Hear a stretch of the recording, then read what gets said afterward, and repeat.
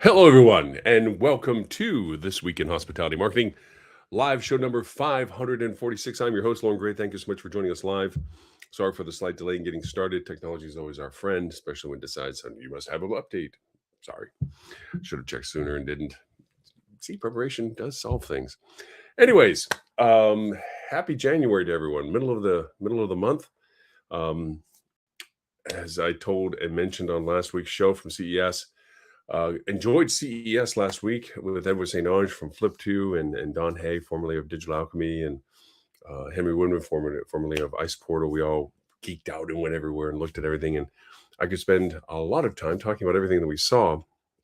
Strangely enough, some of it very applicable to what we do every day and the pretense of what will happen in the future. But don't want to focus on that except for one small thing. With 150,000 people showing up to an event, odds are that you end up catching some sort of crud. And that's sadly what happened.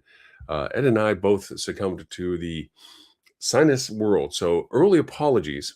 If you see me mute up my mic and cough off to the side in silence, it is a live show. So don't get the chance to post edit and take all those little happy moments out. So apologies for any of that.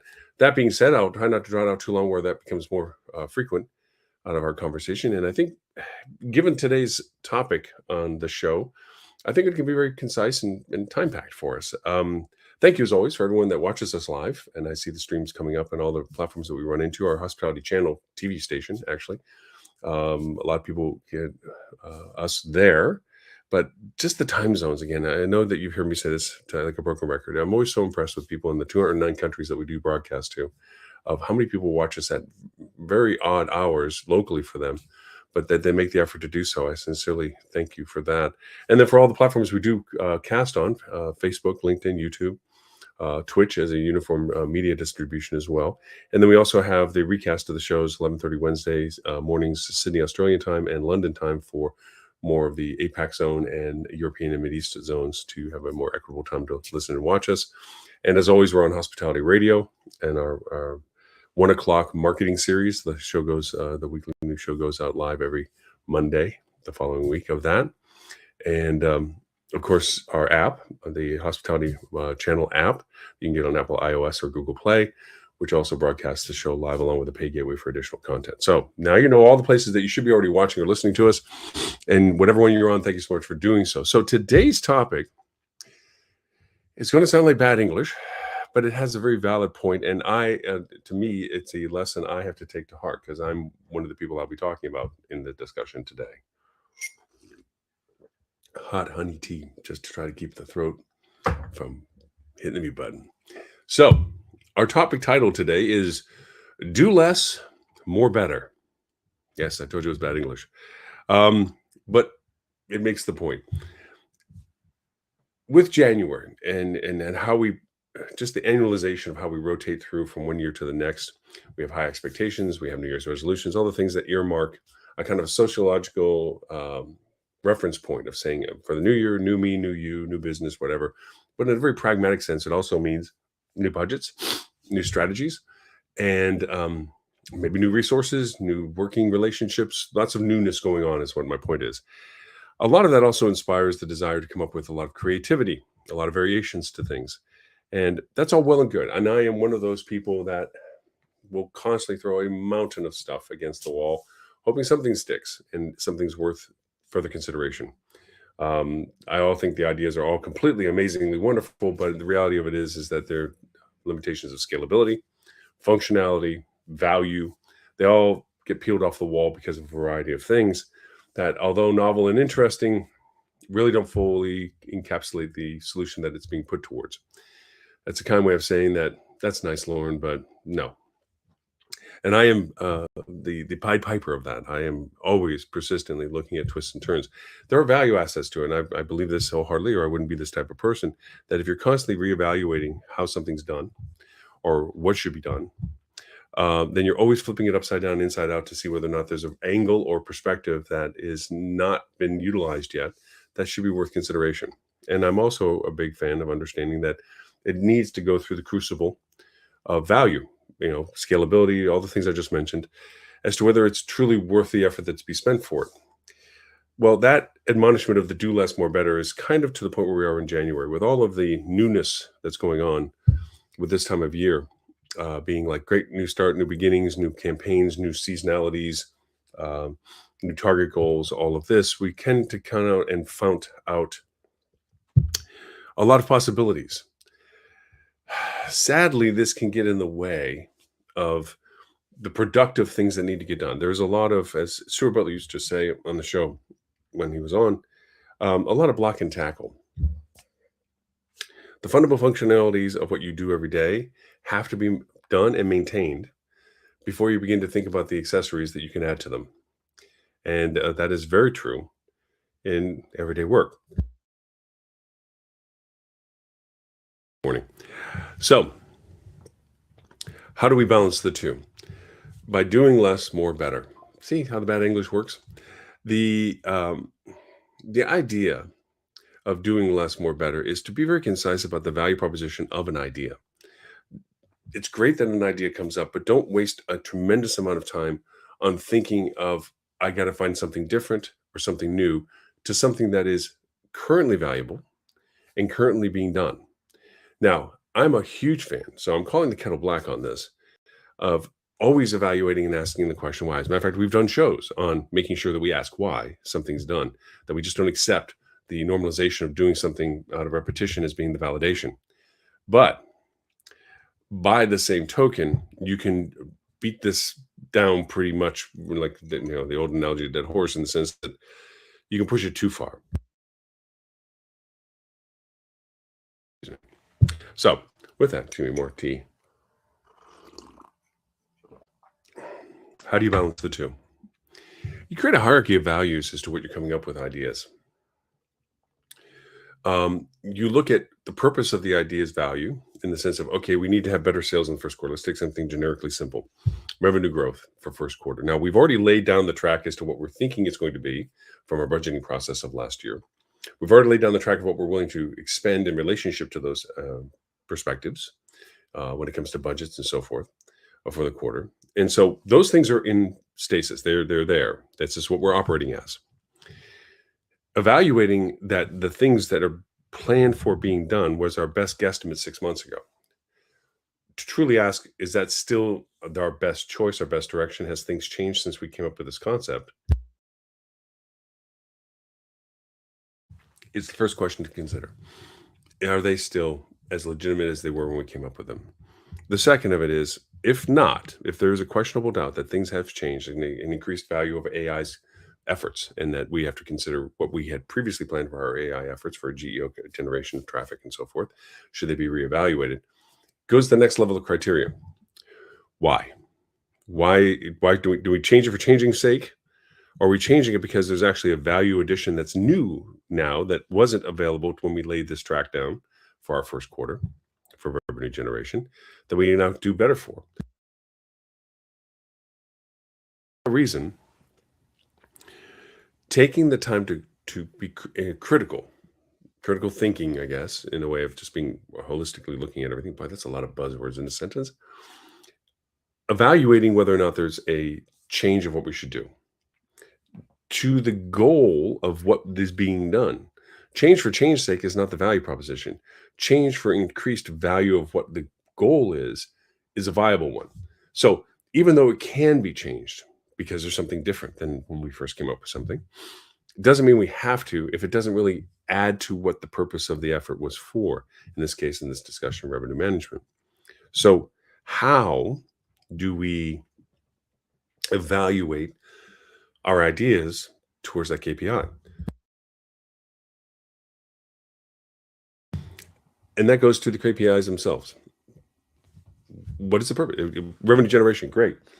Now, we went in with the idea of expectations of value for what we are planning for, our budget, our relative value of what was going to be produced from that budget spend for marketing, what have you. And the world changes since when they came up with that to where it is now. And we see that the level of success, the KPI that we had said that we were shooting for by the process we outlined, is not really realistic at this point.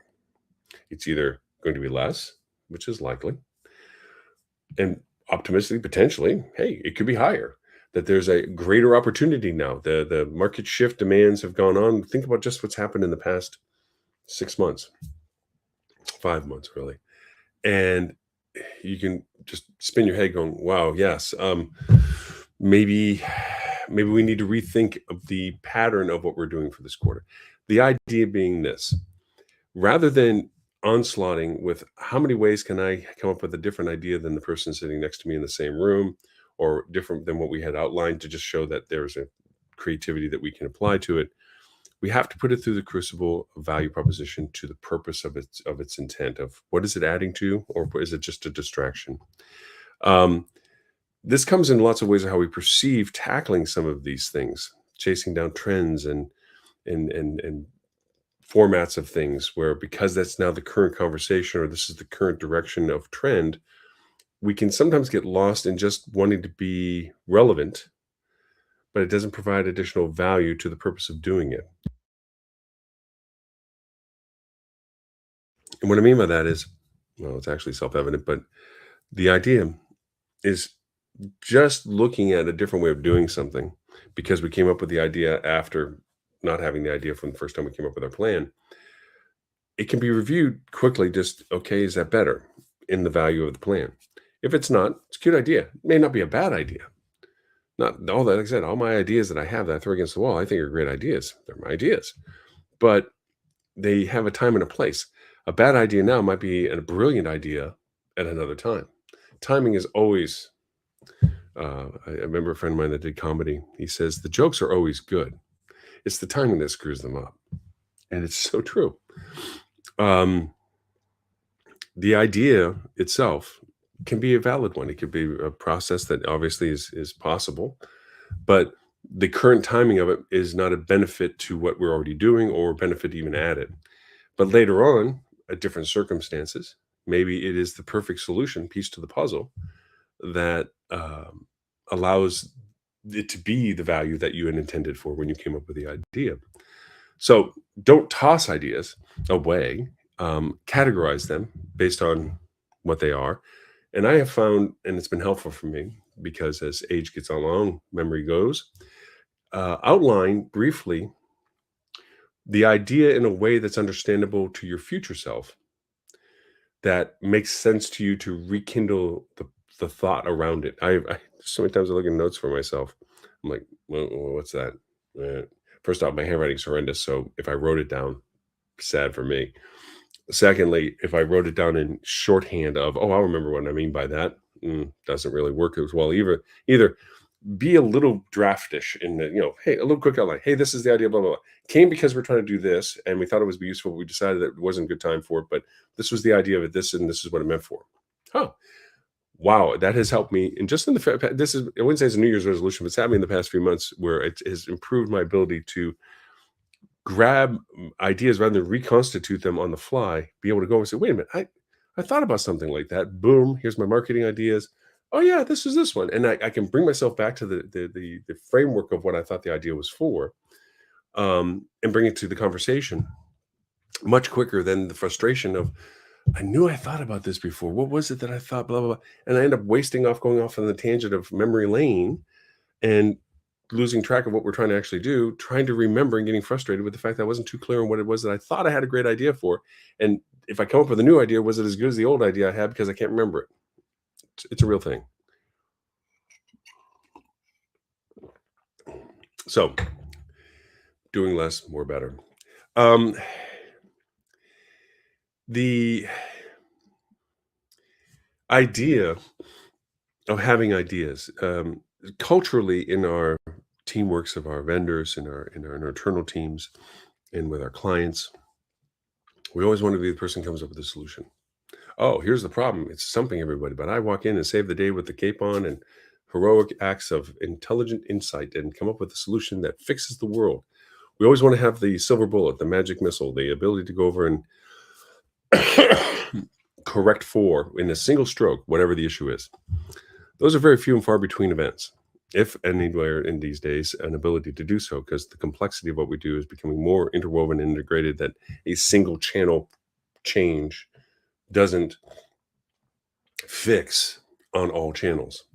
So a lot of our successes, singular successes, are a combination of a variety of efforts on a variety of channels and a variety of solutions in combination and in harmony so that they get to the single solution that it was intended for. So skipping this, I have one better, the hold my beer mentality. Oh, you think you're good? Wait a minute, hold my beer. I got a better one for you. Has to be suppressed. You have to stop with the company.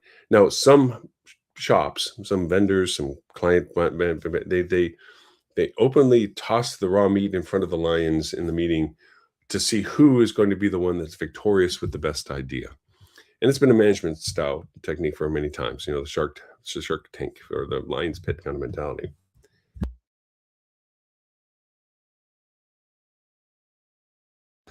So that can help when it comes to breaking or logjam of things that don't seem to have an immediate solution.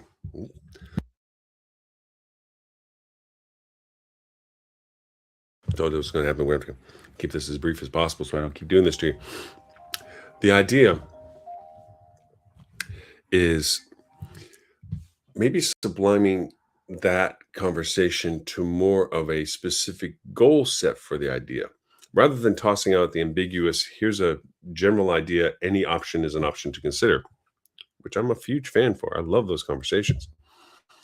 Sometimes defining the parameters of the request based on KPIs and final goal is more important than just the free flow of creativity.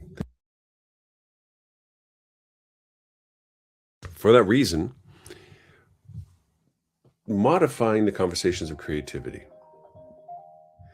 um, that is an important function to keeping focus on what you're coming up with ideas. Because a lot of times people in these conversations validate their idea with a consensus or validate their idea from a volume of respondents where they say, well, 80% of the people will say that this is what they're interested in. So let's look at that.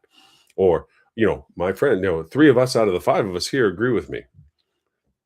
Winning by that proxy is never necessarily the best idea. Sometimes it's a matter of the least likely idea may be, in fact, the most unpopular idea.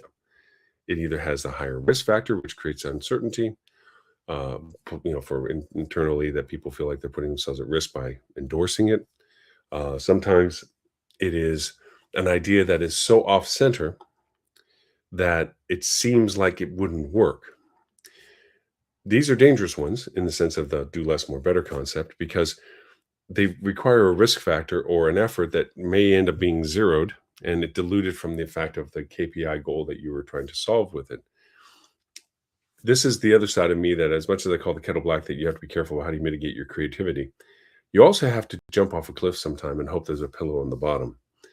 Sometimes those uniquenesses of an idea that fits the format of what you wanted to succeed at, but doesn't show the conventionality of how to get there, is what makes your team or your solution different from everybody else log jammed with the same problem. That's the most important element to um, what this balancing of doing less, more, better is. You have to keep it under some definition of what you're wanting it to create as a solution in comparison to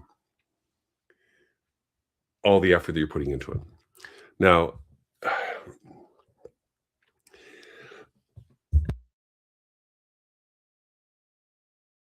I don't agree with some of the limitations that some people put on this discussion as to what are the qualifiers to an idea being good or bad. Some people say if you can't describe it in 5 to 7 words, it's unlikely to be successful.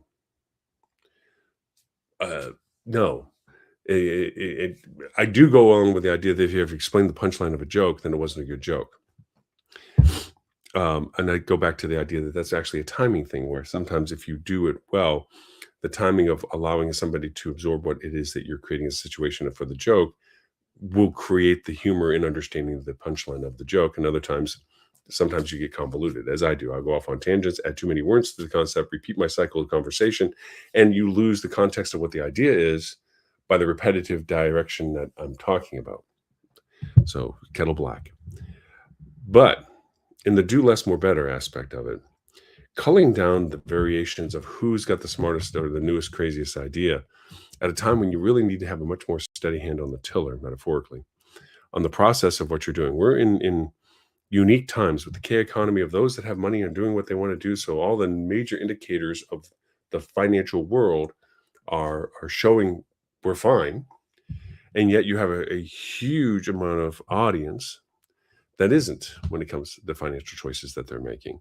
And yet we homogenize our marketing to anybody interested in staying with us or anybody interested in dining with us should come in, and that we're that wholesome, happy, affordable, whatever. It's like you can't do that. You have to pick a lane of what you're chasing after.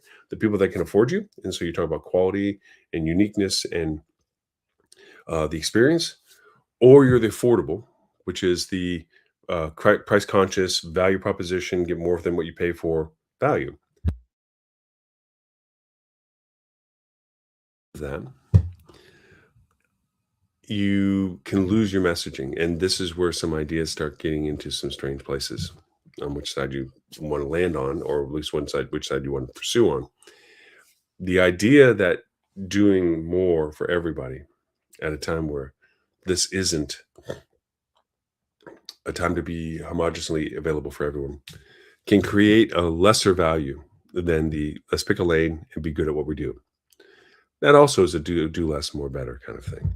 So I want to talk more about it in that sense. I think it'll come up in other dialogues as the show's going on this month related to this, because I think it is a thing that we have to consider our balancing act between creativity and productivity, and allowing too much variations and tangents and drift in our topics.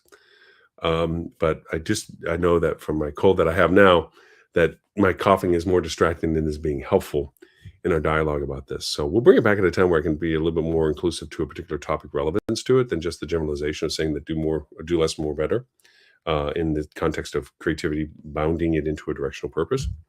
So we'll get back to it in a little bit more way. So for all those who put up with my hopefully silent button call coughing in the background, thank you so very much for all of that. And for all of us watching, for everyone watching on the live channel production right now, thank you for watching on the TV channel, so forth and so on. And for everyone that catches the recast, my apologies for the silent drops that come in. That's just me hitting the button on the microphone to making sure that I don't cough in your ear inadvertently from a live show. So with all of that, my name is Lauren Gray. I thank you for the privilege of your time and look forward to talking to you next week.